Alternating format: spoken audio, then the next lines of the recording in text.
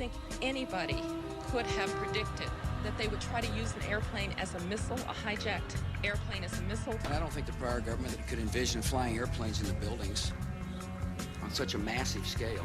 There are no warning signs that I'm aware of that would indicate this type of operation in the country. Funzionari dell'FBI, Colleen Rowley. Two FBI agents, Colleen Rowley in Minneapolis in the state of Minnesota, and another who was in Phoenix in Arizona, sent messages to the FBI's headquarters in Washington, saying, more or less, watch out.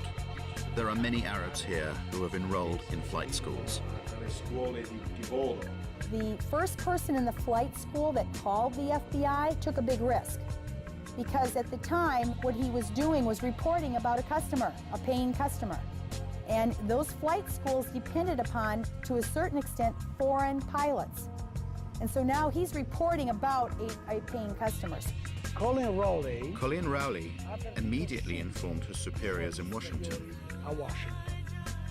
But nothing happened. Their investigations were obstructed. There were no warning signs that I'm aware of that would indicate this type of operation in the country. I wrote a memo in May of 2002, a 12, 13-page memo, is the Joint Intelligence Committee report. And both of those were, I hope, basically what my memo did was expose that this was not true, that 9/11 could not have been prevented.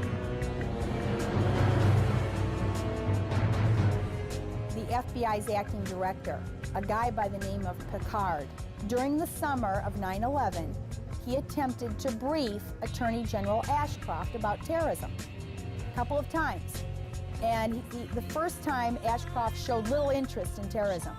In fact, Ashcroft ended up ranking terrorism as his lowest priority in August of 2001. At one point, Picard was told by Ashcroft, I don't want to hear any more about terrorism. We received these audio tapes that were obtained 3 months before September 11, 2001, from a different field office, Iranian informant who'd been on FBI's payroll for 10 years, since about 1991, 1992, in April 2001.